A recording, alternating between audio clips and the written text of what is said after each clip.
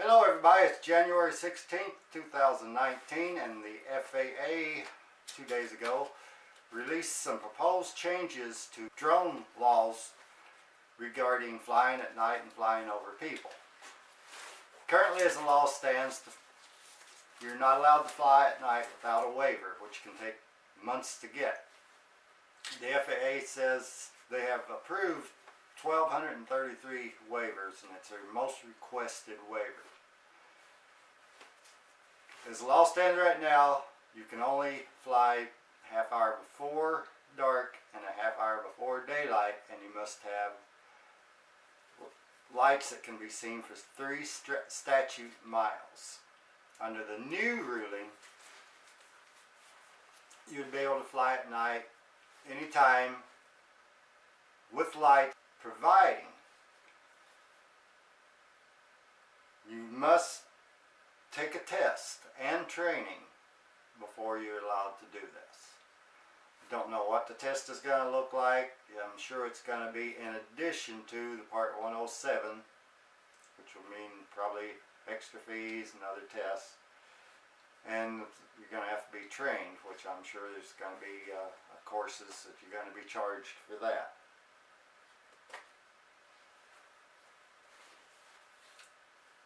As far as flying over people, they're now going to say that any drone weighing less than 0.55 pounds will have no restrictions whatsoever.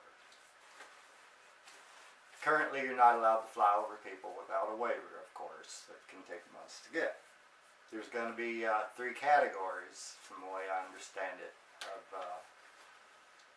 for drones flying over people. Of course, you have the small toy one with no restrictions.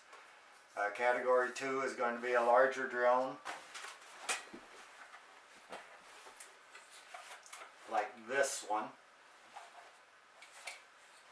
In category 3, it's a little fuzzy on what that's going to be right now. I need to do more research to figure out exactly what the differences are in the next 2 categories. I do know that I believe it is the 3rd category. You're not going to be allowed to hover over people. Drones will have to meet certain safety standards. They have to have, a good record of not crashing, not causing damage, no technical issues like batteries popping out, stuff like that. So that's going to be mostly up to the manufacturers to be approved for flying over people. They will have to have prop guards, which you can see this one I do not have prop guards on.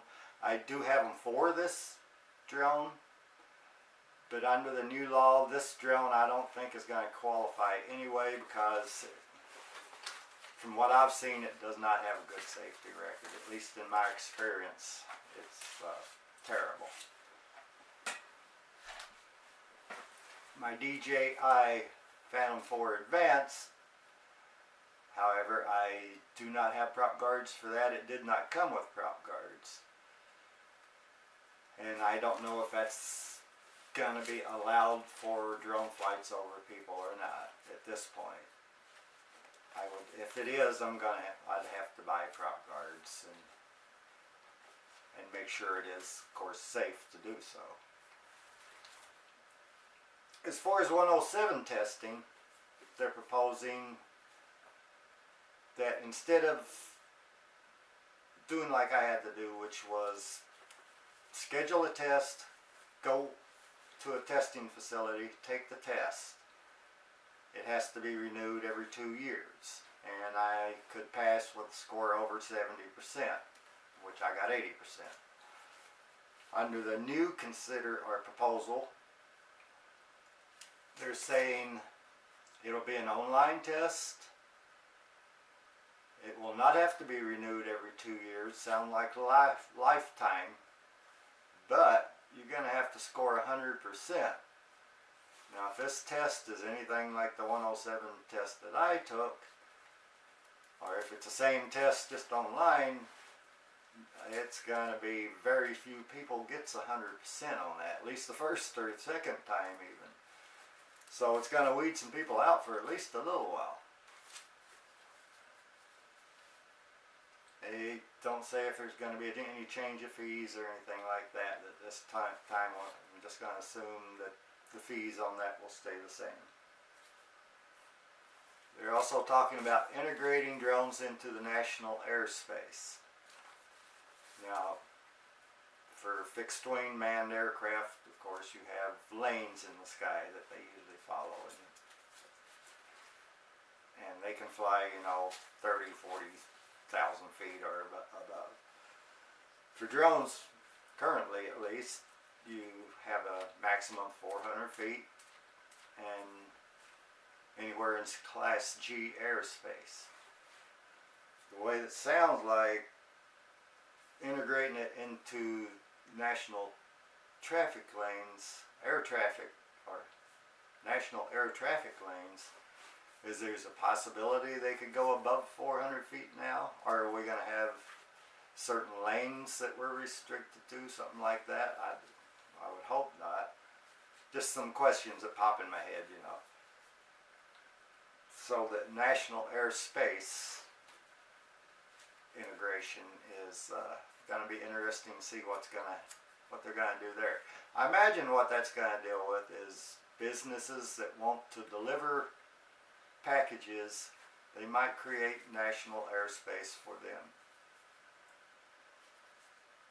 And here's where line of sight comes in, because a lot of these laws are geared toward where the money comes from. Of course, Amazon, companies like that want to deliver by drone, stuff like that, and currently under existing law that it makes it impossible for them to do that. So of course, follow the money. If you want to deliver a package, if you're, say, Amazon, say you can fly at night now under the new law, you can fly over people now with the new law, but you can't fly out of sight, at least nothing they mentioned here yet. So if a customer's out of line of sight, or in line of sight, say, instead of sending a drone over, you could just walk the package over to them. Because drones, really, folks, can't be seen from that great a distance. And of course, if you go to land somewhere, even if you can see the drone, there's going to be a point where you can't see it, trees, buildings, whatever in the way. So line of sight is going to be an issue for this. I think we're going to be seeing some changes in that coming down the pike as well. Because I'd like to fly non-line of sight with goggles currently to do that right now. If I had a set of goggles, I would have to have what we call a visual observer watching the drone while I flew it. It's encouraging to see them doing this, considering recent events in the world, like overseas with Gatwick Airport at Christmas, the drones that shut down the airports, and Heathrow Airport recently, the drone there, do like Canada and just clamp right down on drone laws, which we were afraid they were going to do that after this, because Canada, they did tighten down. The United States, we're going to loosen up a little bit, so that's kind of nice and unusual for the United States. As far as the drones over Gatwick and Heathrow, now over Gatwick at Christmas, they're saying there possibly wasn't even drones there. And I seen the video from the Heathrow, and you couldn't tell what it was because the shot, it was just a splotch. But you could see the lights really well. And I've never seen a drone with lights like this in this video that they had. Not flashing in that pattern and not that bright. I've never seen a drone like that, unless, only thing I could figure possibly militaries, government. So I would like to see proof that actually was a drone, because I'm not convinced it was. I don't know. I wasn't there. I wasn't at Gatwick Airport either. And a lot of people's thinking that the drone community is getting demonized for something that drones really had nothing to do with.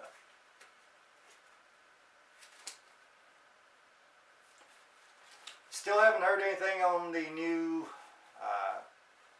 hobbyist test that's coming out for non-commercial drone flyers. As soon as we do, I'll update you on that and keep you updated on these rules as well. Any links that I can discover on this, I'll put in below in the video. Help you out. Thanks for watching. Have a good one. Bye, y'all.